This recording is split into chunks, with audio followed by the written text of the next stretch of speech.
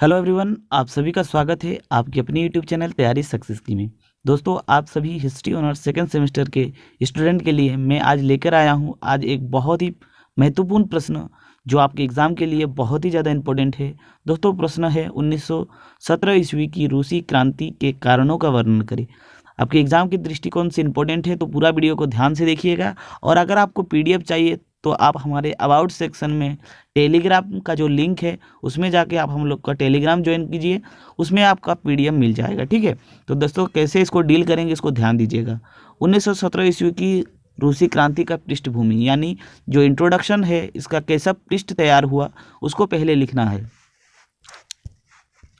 1789 ईस्वी की फ्रांसीसी क्रांति के बाद 1917 ईस्वी की रूसी क्रांति विश्व इतिहास की सर्वाधिक महत्वपूर्ण घटना मानी जाती है। यानी जो दोस्तों सबसे पहले विश्व में 1789 में क्रांति हुई थी जो फ्रांस में हुई थी, उसके बाद 1917 ईस्वी की क्रांति रूस में हुई। तो ये 1789 ईस्वी की क्रांति के बाद ये सबसे प्रमुख क्रांति मानी जाती है।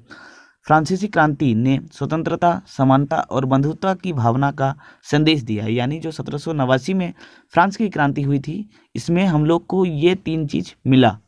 और रूसी क्रांति ने सामाजिक तथा आर्थिक क्षेत्र में भी समानता का संदेश दिया। यानी रूसी क्रांति में क्या हुआ, सामाजिक और आर्थिक क्षेत्र में समानता का संदेश दिया। यानी अब जो समाज में कोई भी व्यक्ति हो उसका सामाजिक और आर्थिक क्षेत्र में समान अधिकार मिलना चाहिए। ठीक है, उसके बाद क्या है ध्यान दीजिएगा। 1917 ईस्वी की रूसी क्रांति ऐसी परिस्थितियों में हुई थी जबकि प्रथम विश्व युद्ध में रूसी सेना निरंतर पराजित होती जा रही थी। दोस्तों, ये जो प्रथम विश्व युद्ध हुआ था उसके कुछ ही दिनों के बाद ये 1917 ईस्वी की क्रांति हुई थी। लेकिन प्रथम विश्व युद्ध के वजह से नहीं हुआ था, वो एक कारण बना। ठीक है, यद्यपि क्रांति रूस की सैनिक पराजय का परिणाम नहीं थी, जबकि फिर भी युद्ध की ने क्रांति की प्रक्रिया को तीव्र बना दिया, यानी एक कारण बना। 1905 ईस्वी की रूसी क्रांति में 1917 ईस्वी की रूसी क्रांति के सभी लक्षण प्रकट कर दिए। दोस्तों, ये जो 1905 में क्रांति हुई थी, ये कोई देश में नहीं हुआ था, ये एक वॉर हुआ था। रूस और जापान का युद्ध हुआ था, जिसमें रूसी सेना एक बहुत ही छोटा सा देश बहुत ही छोटा सा देश जापान ने बुरी तरह रूस की सेना को हराया था। ठीक है, तो उससे ये चीज़ प्रकट हो गया था कि रूस में अब जो शासन व्यवस्था है वो बहुत ही खराब हो चुकी है। ठीक है, और उसका शक्ति को भी प्रकट हो गया था, क्योंकि एक छोटा देश जब रूस को हरा सकता है तो इसमें कुछ बचा नहीं है। और ये भी एक 1917 ईस्वी का क्रांति का कारण बना। ठीक है, उसके बाद ध्यान दीजिएगा थोड़ा। ठीक है, किंतु जार निकोलस द्वितीय ने अपने स्वेच्छा शासन के अंतर्गत स्मृति हो रहे भ्रष्टाचार और विघटनकारी प्रवृत्तियों को रोकने का कोई प्रयास नहीं किया। फलस्वरूप 1917 ईस्वी की क्रांति ने रूस की निरंकुश जारशाही को समाप्त कर दिया। दोस्तों, उस टाइम जो 1917 ईस्वी की जो क्रांति हुई थी, उस टाइम वहाँ के शासन व्यवस्था का संभाले थे जार निकोलस द्वितीय। ठीक है, याद रखिएगा। और बहुत ही ज़्यादा स्वेच्छाचारी शासन करता था। स्वेच्छाचारी शासन का मतलब क्या था, अपनी इच्छा के अनुसार ही शासन करता था। यानी उसमें वो अपने शासन व्यवस्था में किसी प्रकार का कोई इंटरफेयर नहीं चाहते थे। अपना मर्जी से ही जो सही हो या गलत हो अपनी इच्छा से करते थे, चाहे वो किसी का फायदा करे या नुकसान करे। ठीक है, और बहुत ही निरंकुश और जारशाही शासन करता था। ठीक है, निरंकुश का मतलब क्या होता है वो आगे हम लोग देखेंगे। ठीक है, तो ये दोस्तों आपका इंट्रोडक्शन बना। ठीक है, उसके बाद क्या हुआ, और रूस को सदा के लिए साम्यवादी देश बना दिया। ठीक है, तो हम लोग अभी देखेंगे रूस की क्रांति के कारण। बहुत बहुत इंपॉर्टेंट कारण है, आपको ये कारण को याद रखना ही है। दोस्तों, जो पहला कारण थे जिनकी वजह से रूस की क्रांति हुई थी वो है जार की निरंकुशता एवं आयोग शासन। क्रांति के समय रूस का शासक जार निकोलस द्वितीय था। याद रखिएगा, ये आपके ऑब्जेक्टिव में पूछा जा सकता। वे राजा के दिव्य अधिकारों में विश्वास रखते थे। दोस्तों, दिव्य अधिकार मतलब क्या होता है, उनका मानना था कि मैं भगवान का भेजा हुआ दूत हूँ और सभी जो वहाँ के नागरिक है वो मुझे भगवान के जैसा माने, और मैं जो करता हूँ उसमें किसी प्रकार का कोई शंका ना करे और कोई भी प्रकार का इंटरफेयर ना करे। ठीक है, मैं जो करता हूँ वही सही है, यही है दिव्य अधिकार। ठीक है, उसे आम लोगों के सुख दुख की कोई चिंता नहीं थी। उसके अधिकारी अस्थिर, अकुशल और अयोग्य थे। यानी उसके जो सहयोगी थे, जो क्या बोलते हैं चमचा, वो बहुत ही क्या बोले आयोग किस्म के थे। उसमें कोई क्वालिफिकेशन नहीं होते थे। वही लोग को अपना क्या बोले मंत्रिमंडल में रखते थे, ठीक है, जिनसे उसको सिर्फ और सिर्फ लाभ मिलता था, ठीक है। आगे देखते हैं। गलत गलत सलाहकारों के कारण जार की निरंकुशता और प्रशासनिक अयोग्यता बढ़ती गई, जिससे रूसी राजतंत्र के प्रति लोगों का आक्रोश बढ़ता गया। दोस्तों, ये जो निरंकुशता है, निरंकुशता मतलब होता है अपना काम पर अंकुश ना लगाना, या फिर कह सकते हैं कि अपने ऊपर ना अंकुश लगाने वाले। अपने ऊपर अंकुश लगाने का मतलब क्या होता है? कोई भी काम को बिना सोचे समझे करना, ठीक है, वही होता है अंकुश, निरंकुशता, ठीक है।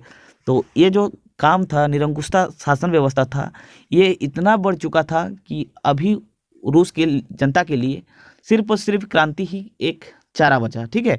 तो ये बहुत ही बड़ा कारण था रूस के क्रांति का। सेकंड क्या है?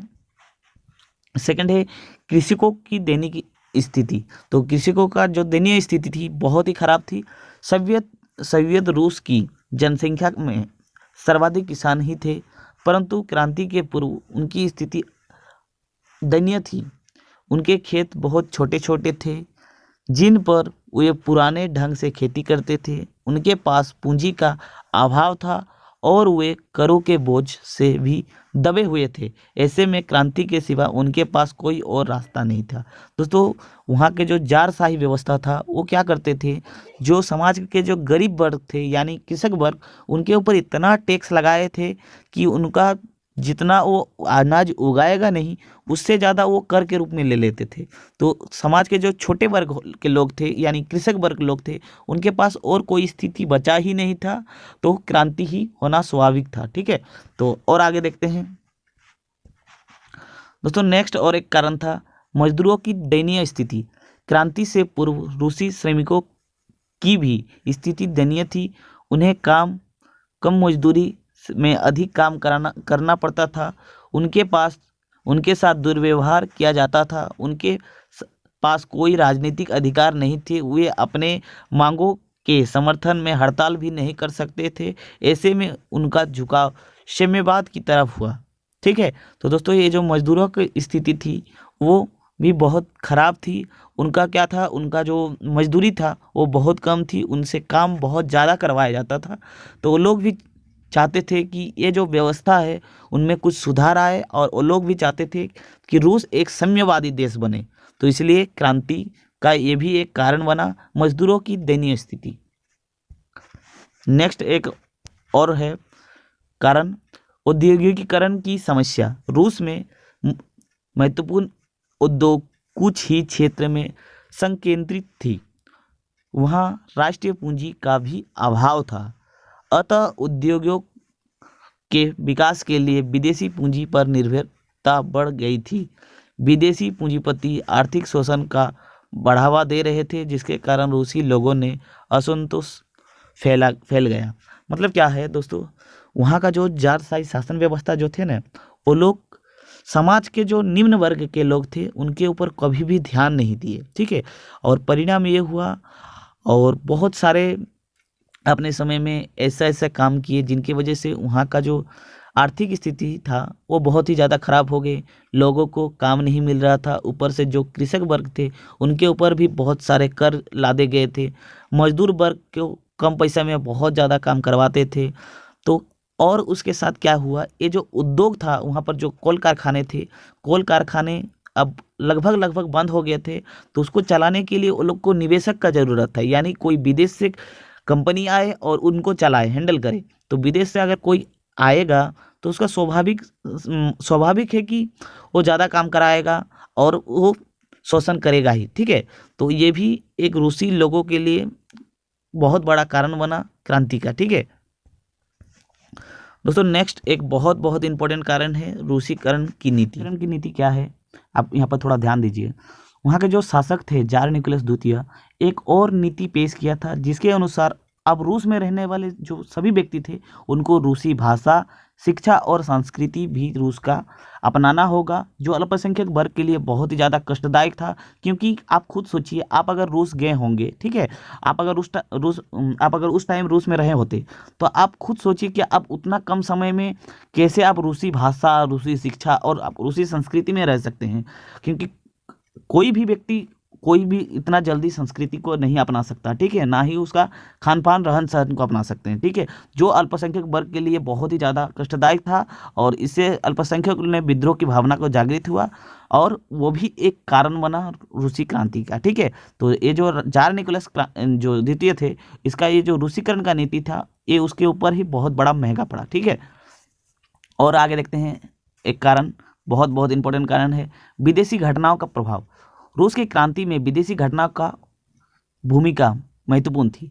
क्रीमिया के युद्ध में रूस की पराजय ने देश की सुधारों का युग प्रारंभ कर दिया। यानी जो क्रीमिया का युद्ध हुआ था जिसमें रूस की पराजय हुई, इससे ये पता चल गया कि जो रूस की जो युद्ध नीति है वो बहुत ही पुरानी हो चुकी है, उसमें सुधार की आवश्यकता है। और वहाँ से सुधार की आवश्यकता स्टार्ट हो गई थी, ठीक है। और 1905 में जो जापान के साथ हार हो गया, इससे और भी निश्चय हो गया कि रूस अब वो जो युद्ध नीति है उससे कभी भी किसी के साथ युद्ध पे जीत नहीं सकता।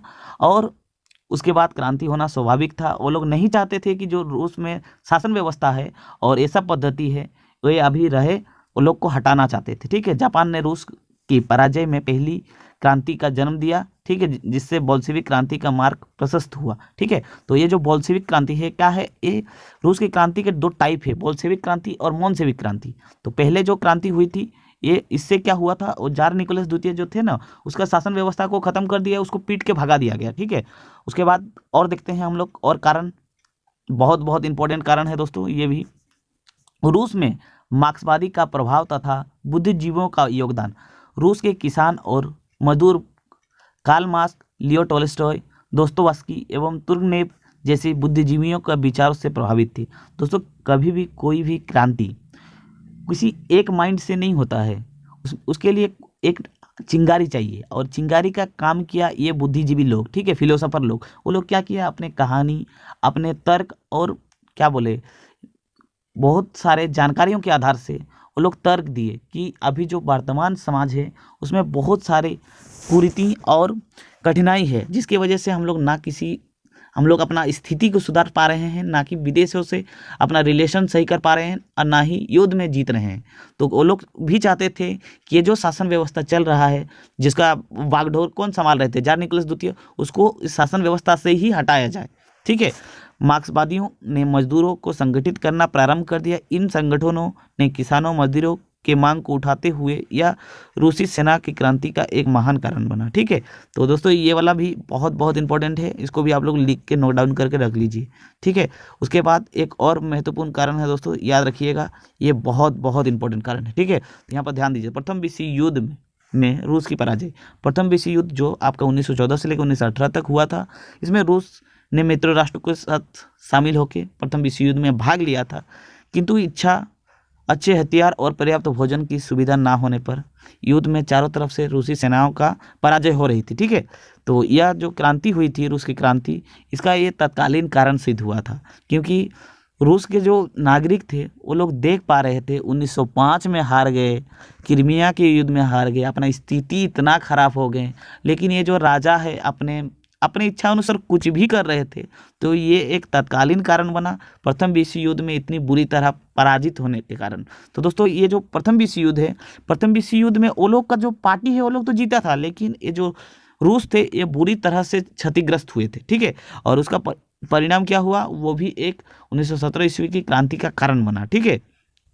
तो दोस्तों ये है बहुत सारे कारण, और इसके प्रभाव को हम लोग नेक्स्ट वीडियो में देखेंगे, क्योंकि रूस की क्रांति के प्रभाव भी बहुत एग्जाम दृष्टिकोण से इंपॉर्टेंट है। अगर आपको ये वीडियो अच्छा लगा है तो प्लीज़ वीडियो को लाइक कीजिएगा, शेयर कीजिए अपने कॉलेज के ग्रुप में, और चैनल पे नए हैं तो प्लीज़ चैनल को सब्सक्राइब कर दीजिए। मिलते हैं नेक्स्ट वीडियो में रूस के क्रांति के प्रभाव से, ठीक है।